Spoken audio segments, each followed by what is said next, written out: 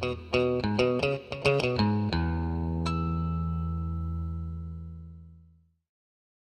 and welcome to this video. On this video we're going to be replacing the hood struts on our 2000 Mercedes ML320. The old struts are kind of weak and we're afraid the hood could easily fall down on you if you're working in the engine compartment. So you're going to need some new struts, and we'll put a link for these in the video description. You'll need some grease for the ball studs. You'll need some alcohol to clean the ball studs. You're going to need wipe to clean the ball studs, and then some tools to remove the little clips that hold these on so you can pop them off easily. It's really a two-person job. One person should hold up the hood while the other person removes this strut. And also you want to wear safety glasses.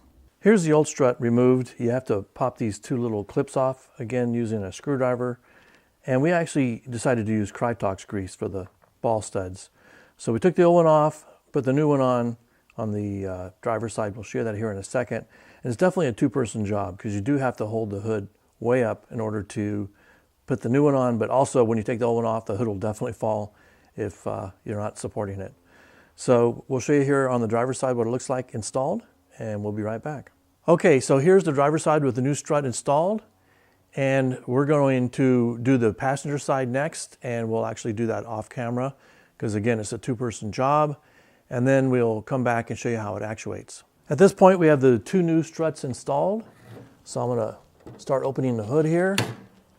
It's nice and smooth, and it goes up even by itself now, and it won't fall down on you. So that's good. Really a pretty easy job, maybe 10 minutes. And that's all there is for this video this week. Hope to see you again soon, and thank you for watching.